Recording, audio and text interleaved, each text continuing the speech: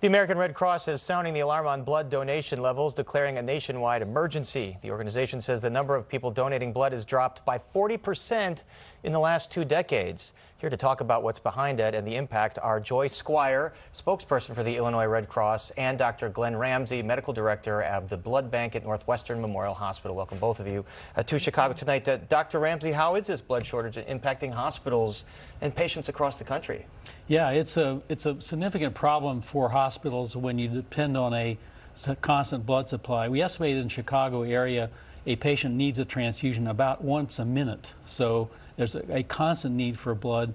There's no substitute for it, and these transfusions go to all kinds of patients, from premature babies to cancer patients and everywhere in between. So, are folks having to wait longer for their transfusions, or are they getting what they need? Right now we're all carefully monitoring our supply and demand. We are able to meet the demands, but we're being very careful in making sure that the transfusions are going to, following guidelines, and we're trying to give 1 unit at a time in stable patients to be able to stretch the supply for everybody. Joy Squier, the American Red Cross is responsible for about 40% of the nation's blood supply. What are you seeing?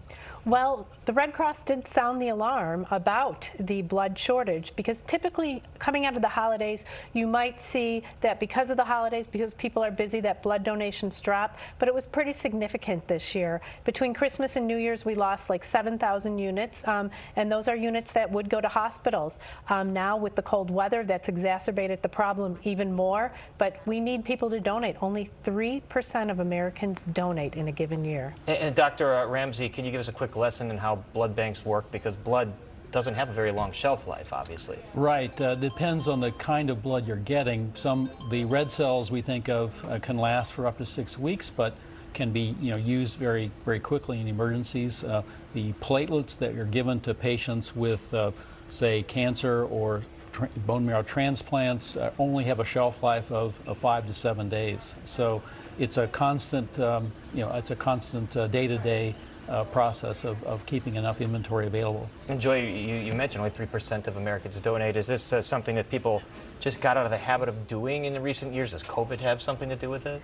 Well, people say that when they're asked why they don't donate, they've never thought about it, they've never really been asked. So I think it's just not top of mind. But COVID did also impact this, because COVID, when we shut down, when schools shut down, universities, etc., businesses, it's harder to meet people where they are now, because we're back hybrid, not necessarily in the offices. So it's much more difficult to set up drives where people are and get people to come out and commit to their schedules. And then, as I understand, 25% of the nation's blood drives come from school blood drives. Are those not happening as often as they typically do? Right. Schools, we used to have drives in many, many schools, high schools, universities, colleges, and when the pandemic shut down the drives, we saw a lot fewer drives in those types of places. Something like the number of 18 to 24-year-old donors who donated in 2021 was like 260,000 nationally. That's half as much as 2 years earlier, just before the pandemic. And Dr. Ramsey, you mentioned that at Northwestern Memorial you're monitoring the situation. You do have enough supply. What is the situation at hospitals in the city and around the area? Is it about the same? Yeah, it's probably the same for everybody. We're all working with the same supply and demand, so we have to be careful with there are patients all kinds of patients who need, some patients need a constant supply of transfusions they're dependent on their transfusions. Other patients, it might be an accident they have, or a cancer treatment, or sickle cell disease patients who need a long-term transfusion course.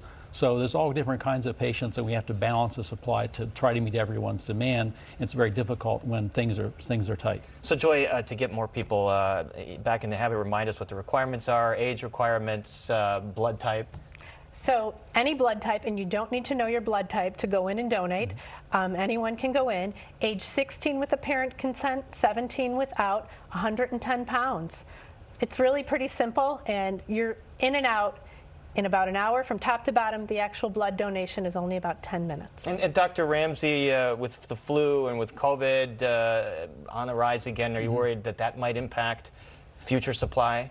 Sure, we've seen that with COVID, where a lot of folks are either ill or they're unable to come out and to donate, and so it is definitely impacting the eligibility of donors to be able to donate. When they're not well that day, they can't donate for a little while. And your message to everyone, just to get folks out. You never know when someone in your family will need blood. Cancer patients, babies, birth trauma, accidents, you never know, and you want it to be there for everyone. So consider coming out to donate. You're helping people, and we appreciate you. Hospitals appreciate you. You really are helping people. All right, Joyce Squier, Dr. Glenn Ramsey, very important information, vital information. Thanks for sharing it with us. Thank you.